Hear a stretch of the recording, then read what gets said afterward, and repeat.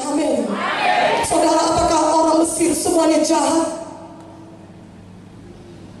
Saudara berkata tidak. Ada juga di antara orang Mesir itu, mungkin dia pengacara yang baik, dokter yang baik, dia kerjanya menolong orang. Tetapi karena tidak ada darah anak domba itu, mereka mengalami kematian. Apakah orang Israel semuanya baik? Tidak semuanya orang Israel baik, saudara. Ada juga di antara mereka yang tidak begitu baik hidupnya. Tetapi karena mereka percaya, mereka patuh, mereka salutkan darah anak domba itu pintu rumah mereka. Oh saudaraku, mereka terhindar dari kematian, mereka luput dari kematian, mereka selamat, mereka menerima keselamatan. Tanpa penumpahan darah tidak ada pengampunan. Dosa sekecil apapun tidak bisa masuk ke surga, saudara. Saudara berkata saya tidak membunuh, tetapi walaupun saudara tidak membunuh, dosa tetap dosa sekecil apapun dan tidak bisa masuk ke surga. Jalannya hanya satu. Bapa berkata kepada Yesus ketika Yesus berdoa di taman Getsemani, dia berkata, dia berteriak, Bapa, haruskah aku tanggung dosa manusia? Tetapi dia berkata, bukan kehendakku yang jadi, kehendakmu yang jadi. Kenapa? Karena berat bagi Yesus menanggung semua dosa manusia ini. Karena dia harus berpisah dengan Bapa di sorga. Yesus tidak pernah berpisah dengan Bapa di sorga, tetapi dia menanggungkan perpisahan itu dengan Bapa di sorga. Kenapa? Karena dia mengasihi saudara dan saya. Dia mau menanggung dosa saudara. Saudara-saudara tidak perlu lagi menanggungnya. Yesus substitusi kita. Yesus ganti kita. Upah dosa dalam maut. Seharusnya kita yang dihukum karena dosa-dosa kita, saudara. Seharusnya kita yang dicambuki karena dosa kita. Kita tidak layak masuk ke dalam kerajaan sorga. Upah dosa dalam maut, tapi Yesus menggantikan tempat kita. Dia mengambil semua dosa manusia ini. Dia mengambil dosa kita. Dia taruhkan di dalam tubuhnya di kayu salib. Tubuhnya dihancurkan, diremukkan, supaya oleh bilur-bilurnya saudara sembuh. Haleluya. Yesus menanggung semua sengsara itu di kayu salib, supaya saudara tidak perlu lagi menanggung sengsara apapun karena dosa saudara. Saudara hanya perlu membuka hati saudara, percaya kepada Yesus bahwasannya dia sudah mati di kayu salib, mencurahkan darahnya untuk mengampuni saudara. Maka saudara yang percaya kepada Yesus, saudara akan beroleh hidup yang kekal. Katakan amin. Begitu besar sengsara yang dipikul oleh Yesus. Maka sebelum dia disalibkan, saudara, dia memberikan dirinya dicambuki oleh tentara Romawi.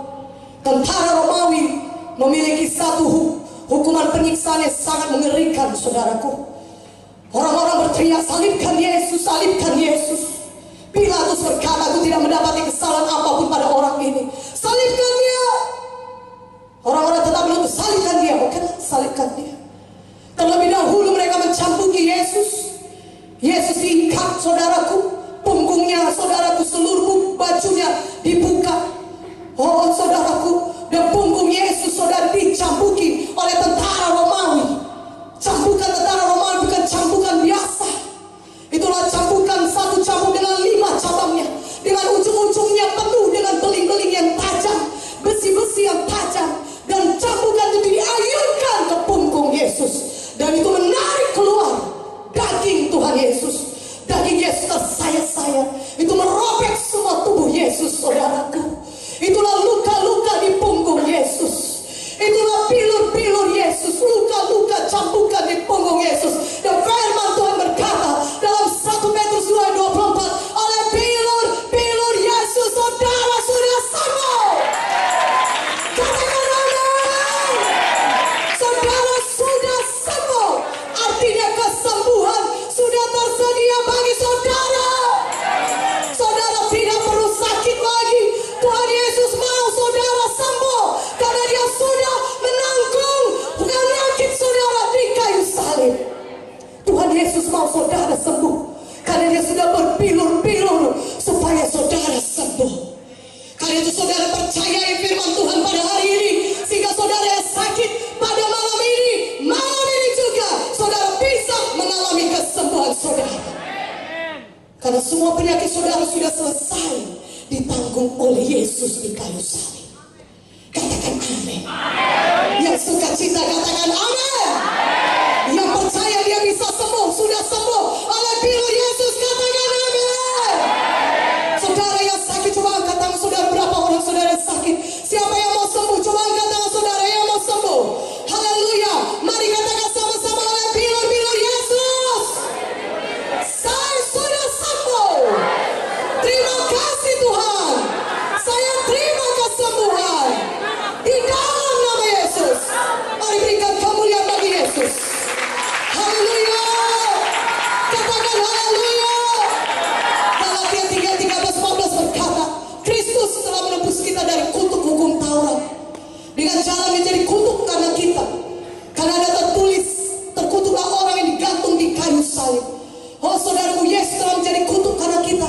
Dia rela disalibkan supaya oleh penyalibannya dan kebangkitannya saudara bebas daripada semua dosa dan kutuk-kutuk dosa. Kutuk dosa itu banyak. Ada kutuk dosa penyakit, kutuk dosa kemiskinan, kutuk dosa kegagalan. Saudara bekerja keras, saudara bukan tidak bekerja, tapi tetap gagal. Itu kutuk dosa kegagalan. Kutuk dosa kematian. Saudara, semua orang baik-baik hidupnya, saudara bisa saja mati karena kecelakaan. Kutuk dosa kecelakaan. Kutuk dosa kemiskinan. Walaupun saudara kerja keras, orang tua saudara kerja keras, tapi saudara tetap miskin, anak cucu tetap miskin. Itu kutuk dosa kemiskinan, kutuk dosa penyakit. Saudaraku, nenek saudara mati karena penyakit jantung, orang tua saudara juga demikian, dan saudara juga akan mengalami demikian. Itu kutuk dosa penyakit. Tapi Yesus sudah berbilur-bilur di kayu salib, sudah mati di kayu salib untuk menanggung semua dosa dan kutuk dosa saudara, sehingga saudara tidak perlu menanggungnya lagi. Saudara bisa bebas daripada semua kutuk dosa saudara.